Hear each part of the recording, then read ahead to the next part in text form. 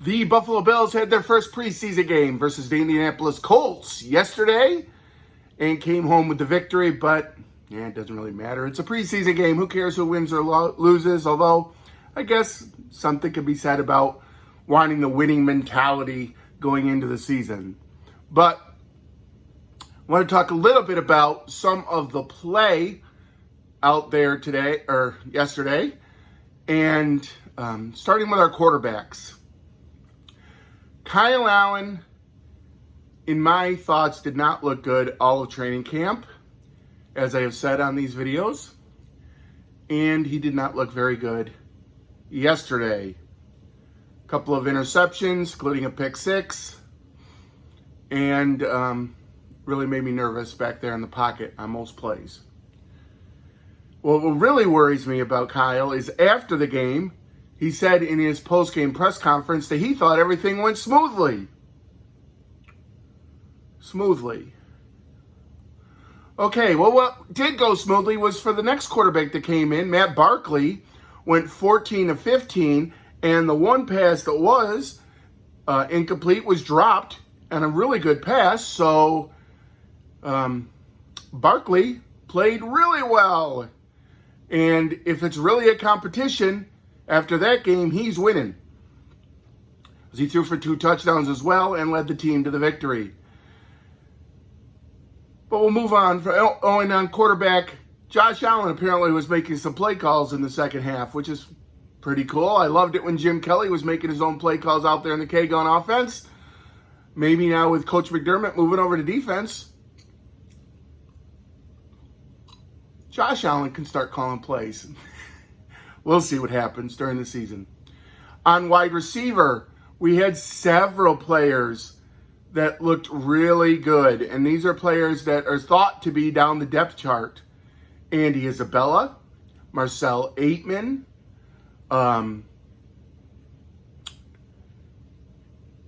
Shavers, a few players that, I'm forgetting a couple of them, but there's so many guys.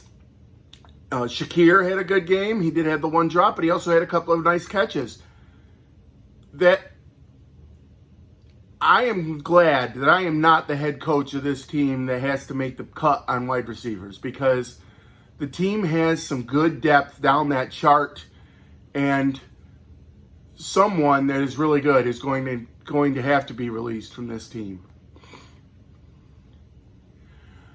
To running backs, James Cook looked ready. James Cook looked really good. His touchdown run, one of the plays of the day, and it was one of the plays of the day because of some of the blocking on the play, which I'll get to in a moment. Latavius Murray looked really, really good, and it's time to stop calling him an old man, because he don't look like that. He's ready to play some football, and I wish Damian Harris would have been able to play, but I think he's still nursing an injury. Evans and Mims both look pretty good down the roster. So, we've got. I feel better than I have in past years on our running backs, but it's because of our blocking, and I like the blocking. And I'm a big fan of the John Fina show. I hope that is going to be on again this year. He can break down the offensive line blocking better than I can. But on the offensive line, I would have liked Alec Anderson to shown more. I would have liked to have seen him out on the field more. I was surprised to see Ryan Vandermark out on the field as much as he was. I thought Quisenberry would be the one over there. And Osiris Torrance got most of the snaps at right guard. So I don't know if that's a battle anymore between him and Ryan Bates. And they moved Ryan Bates all over the offensive line. He got some center play, guard. I wouldn't be surprised if he got some tackle too. I mean, he can play everywhere, which makes him such a valuable part of our team, because there's no way the offensive line, no team's offensive line gets through the whole season without an injury. So we got Ryan Bates there to, which hole are you going to fill for us? So it's good to have him. I don't know why I'm calling him Ryan. I usually call him Rick. Rick Bates. It's his nickname. And then on to the tight end play. I talked about the John Fina show. Last year, he said that our tight end blocking wasn't that great at some games, and I believe him. But this game, it looked really good. And I love the 2 tight end set, the sets, 2 and 3 tight end sets that they're using during the season. And on the touchdown run that Cook had, the guy next to me said it's going to be a pass because we can't run in the red zone. That was last year. I told him that was last year. We're running the ball this year, and we're going to prove it right now. And then he ran for a touchdown. And they had 2 tight ends in there, in Knox and Kincaid. And usually when they run this play, like they ran it in the red-blue game, and they had 3 tight ends in with Quentin Morris in there as well. But they had Trent Sherfield in that position in this game. And Trent threw an amazing block. He contained his guy. And I know Trent Sherfield's been showing off in camp, catching the passes and running his routes. But if he could block like that, maybe we keep him on the field instead of tight ends, because that was a really nice block. And then Knox got to the next level and got in the way, and Kincaid got in the way. And that's all. Some of those times that's all you need to do, especially when you have the speed of James Cook behind you. So those 3 guys really sprung Cook to get the touchdown. Cook got around that end and the speed again. There was no one there that was going to catch him for a touchdown. So I do like the way that the Bills are running the football on the outside and with their screen passes as far as camp and in this game, but still got to find a way to run it in between the tackles. And, the kid sitting next to me again brought up, why don't we just run it on the outside? You can't do that because then the defense will adjust and will stop you from being able to run on the outside. You've got to have the ability to run on the inside as well. Over to the defensive side of the ball, several defensive linemen had a good game, especially Tim Settle. I'm going to name Tim Settle as the player of the game, although Matt Barkley, how can you debate that? 14 of 15 should have been 15 of 15.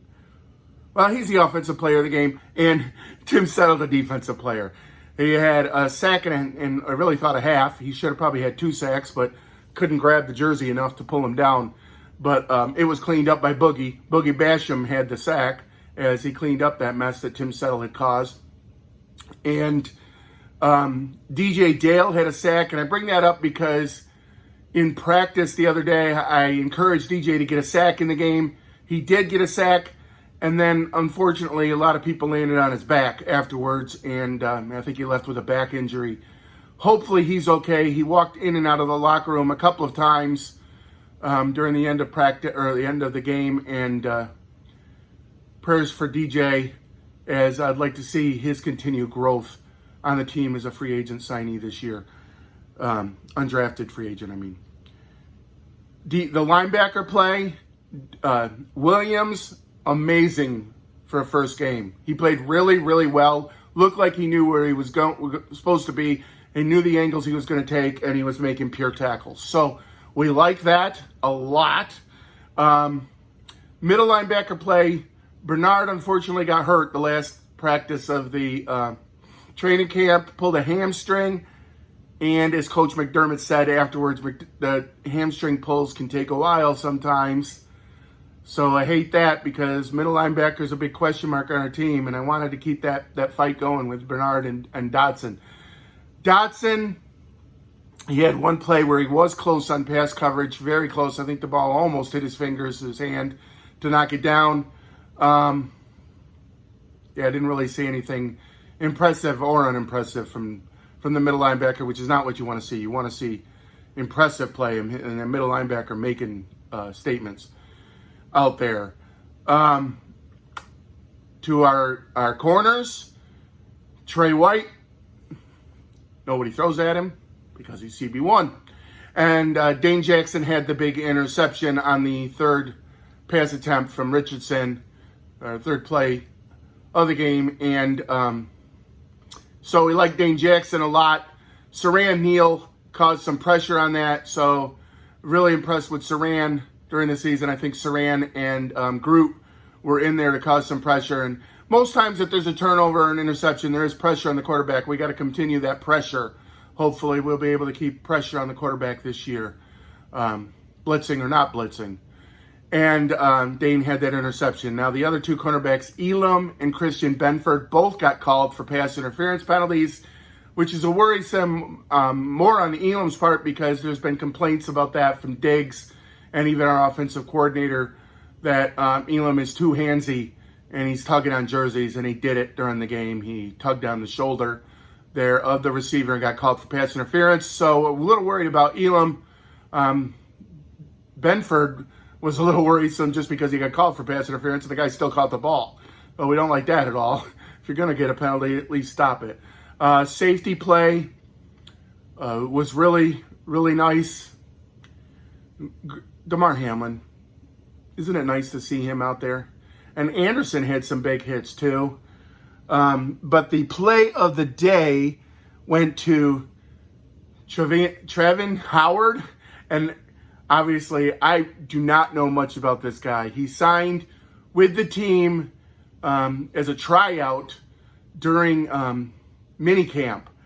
And the 2-point conversion play, he made the most pure form tackle on the goal line that I have ever seen in person. What a hit. I mean, that guy was not... I think he caught the ball at the 2-yard line and thought he was going to stroll into the end zone. Well, by the time he got to the 1-yard line, he was on his backside. Howard just laid it on him. What a hit. And if... I have to learn more about Howard because if he can hit like that, maybe he will be a linebacker on our team. So, bottom line, they won the game, I guess. As far as autographs, we had a couple of little kids with us that are friends that we actually met at the Blue-Red game and made sure those kids got down there to be able to get some autographs. Most of the guys that signed, I already had their autograph. Still trying to get Taylor Rapp. He's my new cross your fingers guy to get because I think he's going to add a lot to our team this year playing safety, nickel, linebacker. He can do it all. He's the Ryan Bates of our defense. And but those kids got a few autographs. Dawson Knox, I actually had a picture of Dawson, and he said, you know what, I'm going to grab that from you when I come back. He was signing for everybody down there, and he signed before and after he said that to me. So I don't know if he was going to come back and grab that picture, which that would be even better for me if he took it than to sign it. I'd rather have him take that with him because that would mean something to me that he wanted a picture with us together. But anyway, and Deion Dawkins apparently knows us by name now because he was referring to us by name on the field. And love that. Love that their guys are getting to know us too. And looking forward to the next game in Pittsburgh. Again, it's preseason football, so even though a lot of people are worried about Kyle Allen, I'll remind you that Case Keenum didn't have a very good game last year in the first preseason game, and then he came back. He got mad at himself and came back. But the difference that I'm worried about is Case Keenum showed that he was mad at himself in the press conference afterwards, and in this press conference, Kyle Allen said everything ran smoothly. So, that worries me. Hopefully he's going to get mad at himself too and come out and show that he can be an NFL quarterback, a really good NFL quarterback. He is an NFL quarterback, but it can be a really good NFL quarterback and want to be our backup quarterback for the season. With that said, gone longer than most of my videos do, so I will leave you with this deep thought. Go Bills. And God